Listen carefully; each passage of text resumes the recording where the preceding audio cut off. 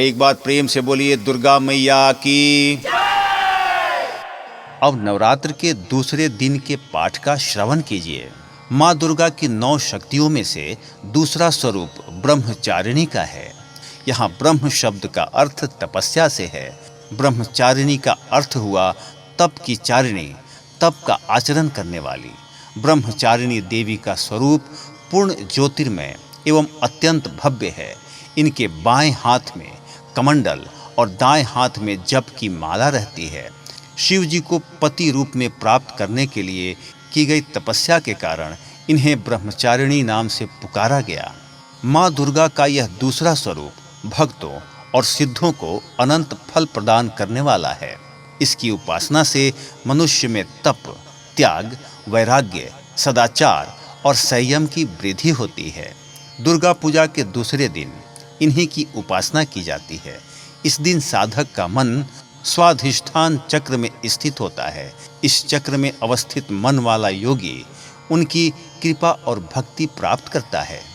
तो आइए हम सभी दुर्गा सप्तशती के 13 अध्यायों में पहले अध्याय का श्रवण करते हैं। माँ भगवती की महिमा तथा मधु कैटभ का वध। भगवान विष्णु के सो जाने के कारण मधु और कैटभ को मारने के लिए ब्रह्मा जी ने जिसकी स्तुति की थी, उन देवी महाकाली की मैं स्तुति करता हूँ।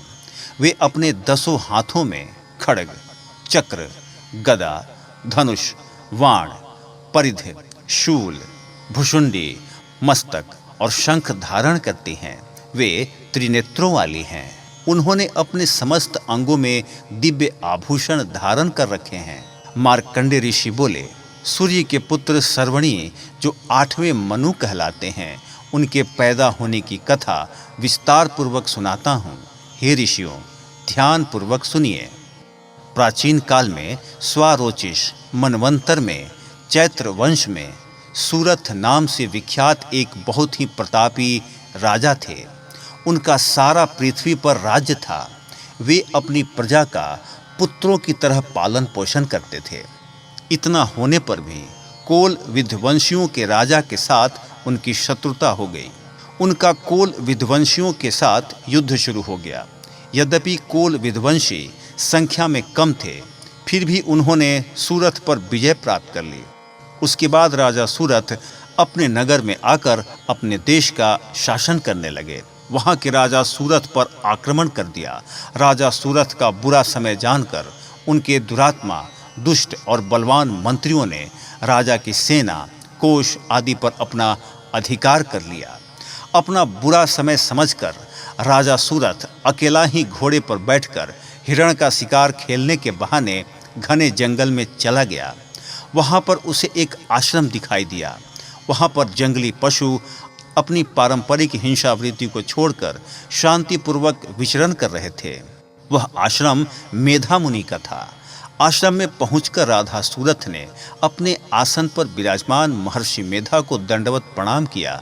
मुनि द्वारा उचित सत्कार पाने के कारण राजा सूरथ कुछ समय तक वहां इधर उधर विचरण करता हुआ आश्रम में रहने लगा। कुछ समय तक आश्रम में रहने के बाद राजा सूरथ के मन को राज्य की ममता ने आकृष्ट कर लिया। वह सोचने लगा कि जिस प्रजा का पालन मैंने पुत्रवत किया था तथा मेरे पूर्वज जिसे पूर्व समय से पालते आए हैं, आज वह राज मुझसे छिन गया है। मेरे ही नौकर चाकर और मंत्री दुराचारी हो गए हैं। पता नहीं अब वे प्रजा का पालन धर्म पूर्वक करते होंगे या नहीं। मेरा श्रेष्ठ शूरवीर हाथी जो सदा मद की वर्षा करता रहता था, वह न जाने क्या क्या कष्ट उठा रहा होगा। मेरे आज्ञाकारी नौकर चाकर जो प्रतिदिन प्रसन्नता से धन और भोजन प्राप्त किया करते थे, अब वे दूसरे राजा की आज्ञा का पालन करते होंगे। मेरे कठिन परिश्रम से भरे पूरे कोष को वे फिजूल खर्च करके खाली कर देंगे। क्या वास्तव में मेरे द्वारा संचित खजाना सचमुच नष्ट हो जाएगा? इस प्रकार और भी बातें राजा के मन को व्यथित करने लगी तथा इस प्रकार सोचते सोचते एक दिन आश्रम के पास राजा सूरथ की भेंट एक वैश्य से हुई। राजा ने उनसे पूछा, भाई तुम कौन हो? यहाँ किस लिए आए हो? तुम्हारा मुख मलिन और शोकग्रस्त दिखाई दे रहा है। इसका क्या कारण है? वैश्य ने उत्तर दिया, मेरा नाम समाधि है। मेरा जन्म वैश्य जाति में हुआ है। धन के लोभ में पड़कर मेरे पुत्र व स्त्री ने मुझे घर से निकाल दिया है।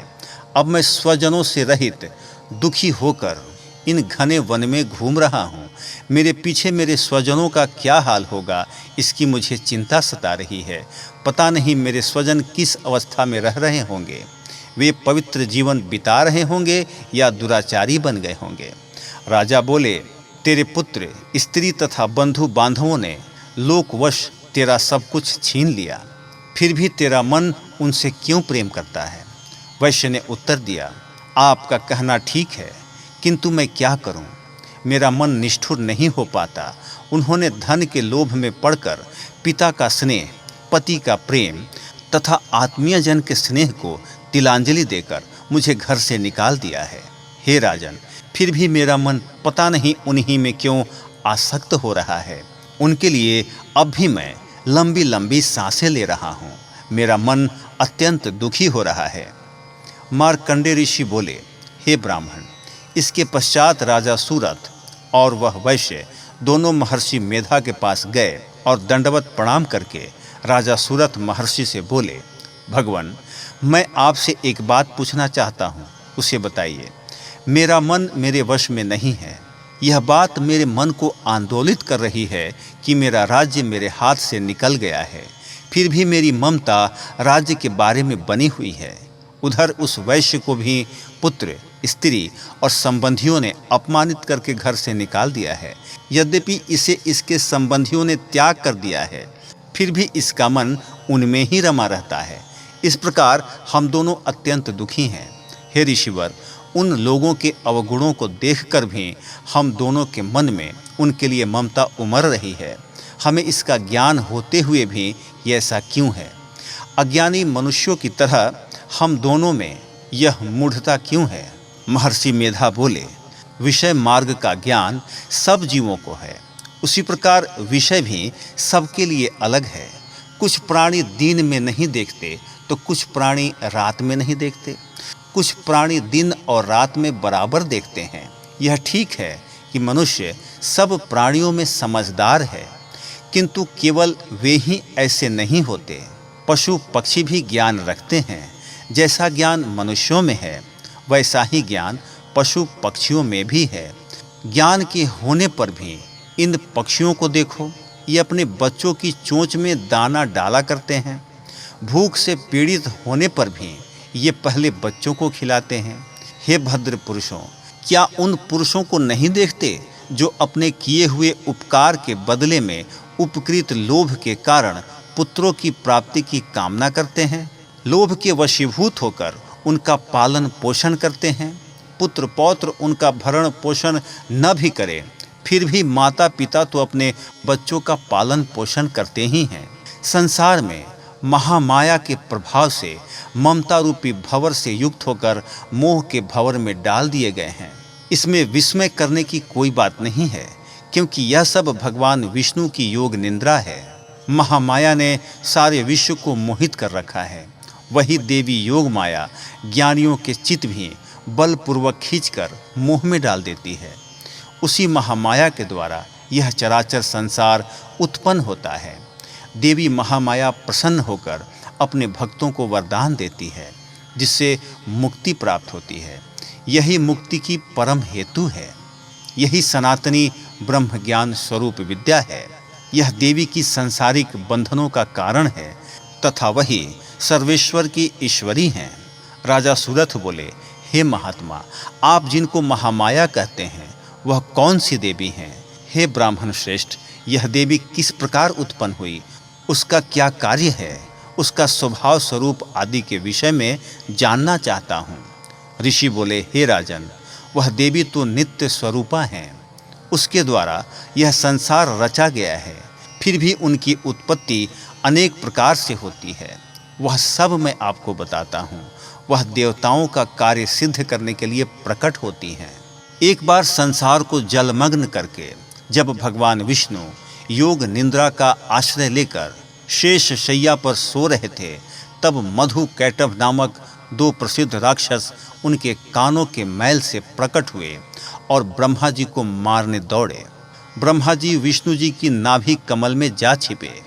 ब्रह्मा जी ने भगवान विष्णु को सोया हुआ देखकर हृदय को एकाग्र करके इसी योग निद्रा की स्तुति की। यह स्तुति भगवान विष्णु को जगाने हेतु की गई। उस समय भगवान विष्णु के नेत्रों में योग निद्रा देवी ने निवास कर रखा था।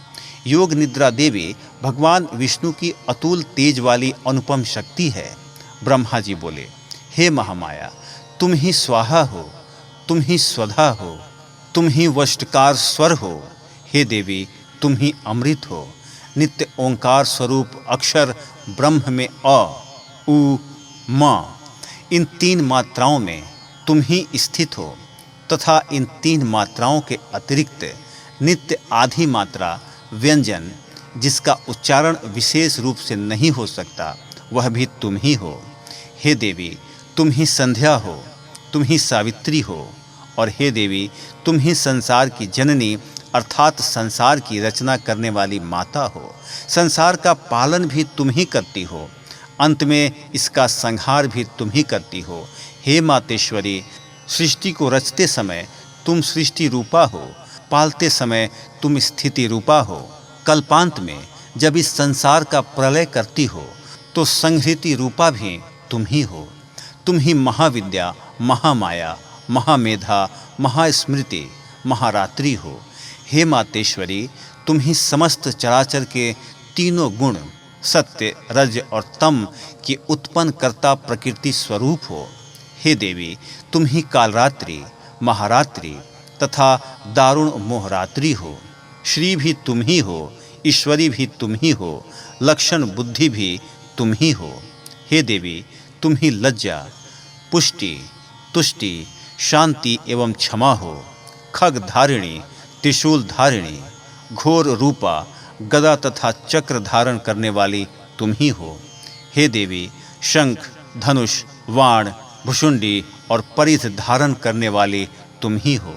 तुम ही सौम्य और सौम्यंतर हो। सभी सुंदर पदार्थों से भी तुम अत्यंत सुंदर हो।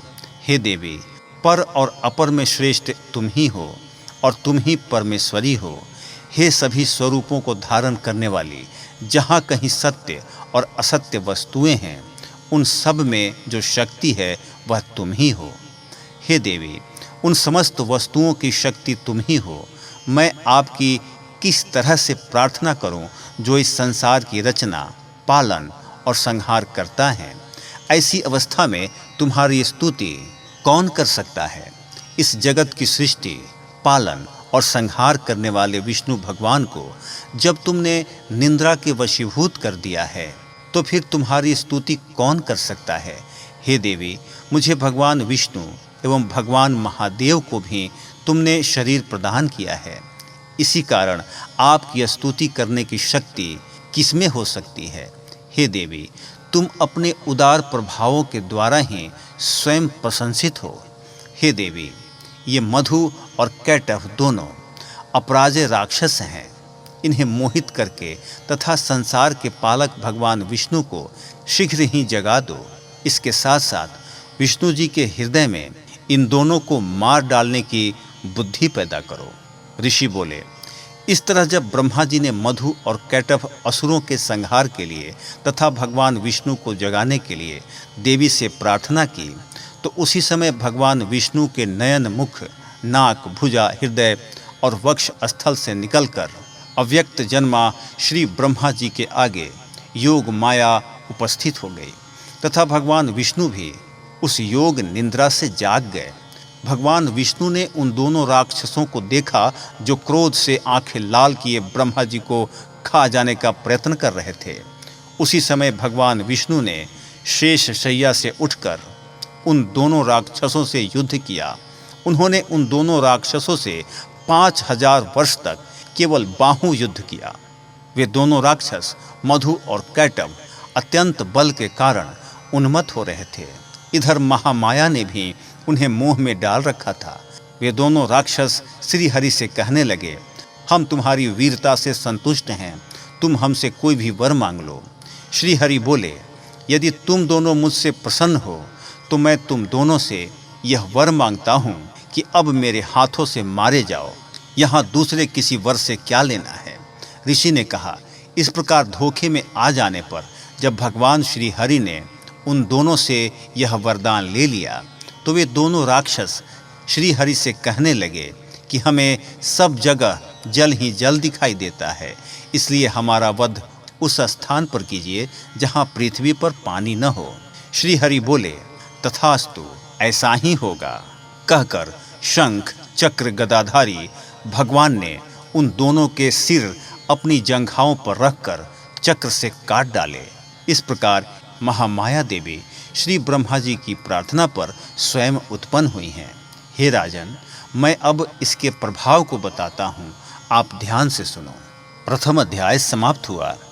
अब हम सभी दूसरे अध्याय में देवी जी का प्रादुर्भाव व महिषासुर की सेना का वध की कथा सुनेंगे। ऋषि ने कहा, प्राचीन काल में देवताओं और दानवों में परस्पर 100 वर्ष तक घोर संग्राम हुआ। राक्षसों के स्वामी महिषासुर और देवताओं के स्वामी इंद्र थे। इस युद्ध में देवताओं की सेना महाबली दानवों से पराजित हो गई।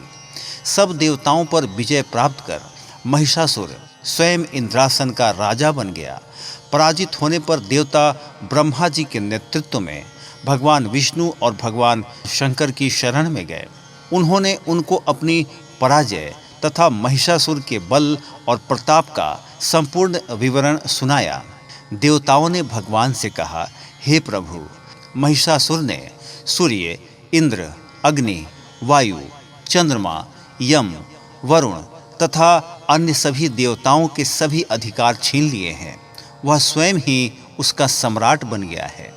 उसने सभी देवताओं को स्वर्ग से निकाल दिया है। महिषासुर महान दुरात्मा है। सभी देवता पृथ्वी पर मनुष्यों की भांति विचरते रहते हैं। अब हम आपकी शरण में आए हैं। इसके विनाश का आप कोई उपाय कीजिए। देवताओं की ऐसी दीन वाणी सुनकर भगवान विष्णु और भगवान शिव अत्यंत क्रोध से भर गए। उनकी भ्रिकुटी तन गई और आंखें लाल हो गई। उसी समय ब्रह्मा, विष्णु और शिव के मुंह से पूर्ण क्रोध के कारण एक महान तेज प्रकट हुआ। इसी प्रकार अन्य सभी देवताओं के शरीर से भी बड़ा भारी तेज निकला। वह सब तेज मिलकर एकाकार हो गया। महान तेज का एक पुंज ज्वलंत पर्वत सा दिखाई पड़ने लगा। देवताओं ने देखा, उसकी ज्वालाएं संपूर्ण दिशाओं में व्याप्त हो रही है।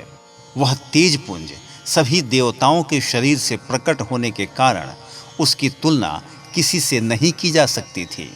एकत्र होने पर वह पुंज एक नारी के रूप में परिवर्तित हो गया और उसके प्रकाश से तीनों लोक प्रकाशमान हो गया।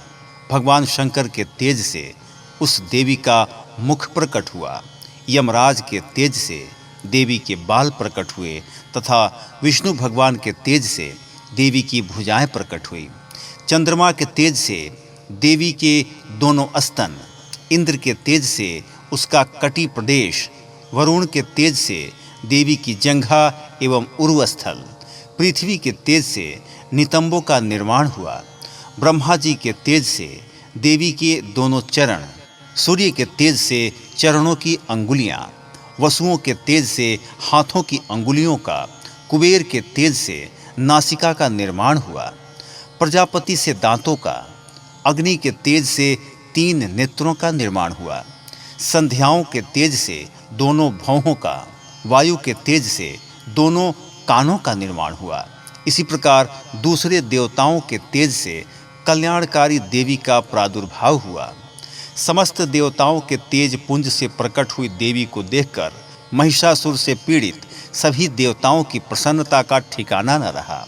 भगवान शिव ने अपने त्रिशूल में से एक त्रिशूल देवी को दिया।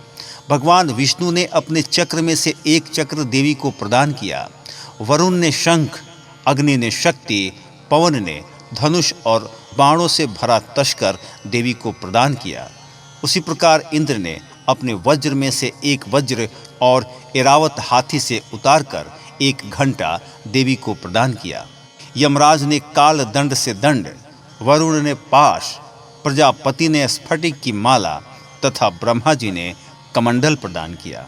भगवान सूर्य ने श्री देवी के समस्त रोम छिद्रों में अपनी किरणों का तेज भर दिया। काल ने उन्हें चमकती हुई ढाल और तलवार प्रदान की। क्षीर सागर ने उन्हें उज्ज्वल हार तथा कभी जीर्ण न होने वाले 2 दिव्य वस्त्र भेंट किए। साथ ही उन्हें दिव्य चूड़ामणि, कानों के लिए 2 दिव्य कुंडल तथा कड़े प्रदान किए। इसके साथ ही उन्हें उज्ज्वल अर्धचंद्र, बाहों के लिए बाजूबंद, चरणों के लिए नुपुर, गले के लिए सुंदर हसली प्रदान की। उंगलियों के लिए रत्न जड़ित अंगूठियां भी प्रदान की। उंगलियों के लिए रत्न जड़ित अंगूठियां भी प्रदान की। विश्वकर्मा ने उन्हें फरसा और कई प्रकार के अस्त्र और अभेद कवच प्रदान किए। इसके अतिरिक्त कभी न मुरझाने वाले कमल के फूलों की मालाएं भी भेंट की। समुद्र ने उन्हें सुंदर कमल के पुष्प भेंट किए। हिमालय ने सवारी के लिए उन्हें सिंह और तरह तरह के रत्न भेंट किए।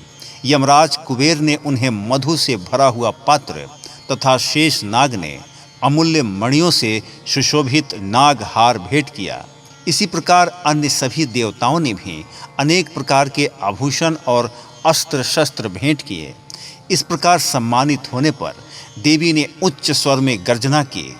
उनके इस भयंकर गर्जना से समस्त भूमंडल और आकाश गूंज उठा।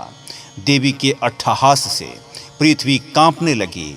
यह घोर गर्जना कहीं समा न सकी। समस्त लोक विशुद्ध हो गए। समुद्र में ऊंची ऊंची लहरें उठने लगी। पृथ्वी हिलने लगी।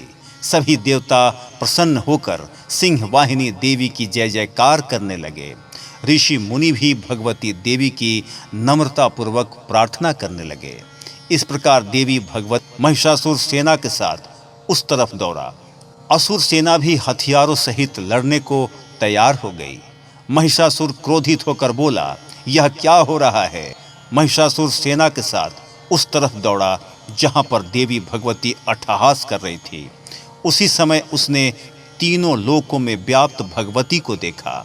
महिषासुर देखता है कि विश्व व्यापिनी देवी भगवती अपने चरणों के बोझ से पृथ्वी को रसातल में दबा रही हैं और अपने मुकुट से आकाश को छू रही हैं। उनके धनुष की टंकार से सारा पाताल लोक कंपायमान हो रहा है। महिषासुर ने देखा कि देवी भगवती ने अपनी सहस्त्रों भुजाएं सब दिशाओं में फैला रखी है। देवी का दानवों के साथ युद्ध प्रारंभ हो गया। अनेकों प्रकार के अस्त्रों शस्त्रों से सब दिशाएं उद्भासित होने लगी। महिषासुर की सेना का सेनापति चिक्षुर आगे बढ़कर देवी के साथ युद्ध करने लगा। दूसरे दानवों की चतुरंगिनी हाथी, घोड़ा, रथ और पैदल सेना लेकर चामर भी चलने लगा। उदग्र नामक महादैत्य भी 60,000 महारथियों को लेकर युद्ध में कूद पड़ा। महाहनु नामक दैत्य 1 करोड़ रथियों को लेकर लड़ने के लिए आ धमका। असिलोमा इस दैत्य के रोम तलवार के धार के सामने तेज था। असिलोमा नामक असुर 5 करोड़ सैनिकों को लेकर युद्ध करने लगा। वाष्कल नामक दानव 60 लाख सैनिकों के साथ युद्ध क्षेत्र में कूद पड़ा। वृत्त नामक राक्षस भी 1 करोड़ रथी सेना लेकर युद्ध के मैदान में कूद पड़ा। विडलाक्ष नामक दैत्य भी 5 अरब सेना लेकर भगवती से युद्ध करने लगा। अन्य राक्षस सेना रथ, घोड़े, हाथी लेकर देवी भगवती से युद्ध करने लगे। राक्षसी सेना तोमर, भिंदीपाल, शक्ति, मूसल, परशु, पट्टिश, खड़ग आदि शस्त्रों से लैस होकर भगवती के साथ युद्ध करने लगी। कुछ राक्षसों ने देवी पर शक्तियों और पाश फेंके। देवी भगवती ने राक्षसों द्वारा अपने ऊपर फेंके गए अस्त्र शस्त्रों को इस प्रकार काट डाला कि मानो कोई गाजर मूली काट रही हो। चंडी देवी के तेज को देखकर देवता और ऋषि उनकी स्तुति करने लगे। इससे देवी उत्साहित होकर अपने शस्त्रों द्वारा दानवी सेना को निशाना बनाने लगी। उनका वाहन शेर भी क्रोधित होकर गर्दन के बालों को हिलाने लगा तथा दहाड़ने लगा। वह राक्षसों की सेना में इस प्रकार घूमने लगा मानो वन में आग लग गई हो। देवी क्रोध से भरकर नथुने फुलाकर श्वास छोड़ने लगी। उनकी प्रत्येक श्वास से अनगिनत गण पैदा हो गए। उन गणों ने खग, भिंदीपाल, परशु, पट्टिस आदि से युद्ध करना शुरू कर दिया। वे देवी के गण दानवों का नाश करने लगे। कुछ गण नगारे, शंख आदि बजाने लगे, कुछ गण मृदंग बजाने लगे। तब देवी भगवती ने त्रिशूल, गदा तथा शक्तियों से आक्रमण कर दिया। रणचंडिका देवी ने तलवारों से सैकड़ों असुरों को मौत के घाट उतार दिया। कुछ दानव देवी के घंटे की आवाज से मोहित हो गए। बहुत से राक्षसों को देवी ने अपने पाश में बांधकर पृथ्वी पर घसीट कर मार डाला। देवी भगवती ने राक्षसों को अपने गदा और मूसल की मार से घायल कर दिया। कितने ही दानवों के हृदय शूल से फट गए। कितने ही राक्षसों को वाणों की वर्षा कर देवी ने मौत के घाट उतार दिया। कितने ही राक्षसों की भुजाएं कट गई। अनेक राक्षसों की गर्दनें शरीर से अलग हो गई। देवी ने कुछ राक्षसों के शरीर के 2 टुकड़े कर दिए। कुछ राक्षस जंघा कट जाने से धराशायी हो गए। कुछ दैत्यों की एक भुजा, एक आंख और एक टांग काटकर देवी ने उन्हें 2 हिस्सों में बांट दिया। अनेकों राक्षसों के मस्तक कटकर पृथ्वी पर गिरने लगे। दानवों के सिर विहीन धड़, हाथों में तलवार, शक्तियां और रिष्टि आदि शस्त्र लेकर घूम रहे थे। कुछ असुर देवी को ठहर जा कहकर पुकार रहे थे। युद्ध का मैदान रथों, हाथी घोड़ों एवं राक्षसों की लाशों से पट पड़ा था। वहां पर आना जाना कठिन था। युद्ध के मैदान में इतना रक्त बह रहा था कि मानो रक्त की नदी बह रही हो। देवी चंडी ने असुर सेना का इस प्रकार संहार कर दिया मानो तिनके और लकड़ी के ढेर में आग लगा दी हो। चंडी के गणों ने उन राक्षसों के साथ ऐसा युद्ध किया कि देवता गण प्रसन्न होकर आकाश से फूलों की वर्षा करने लगे। देवी का वाहन सिंह भी भयंकर आवाज करता हुआ तथा अपने बालों को हिलाता हुआ घूम रहा था। दूसरा अध्याय तथा दूसरे दिन की कथा समाप्त हुई।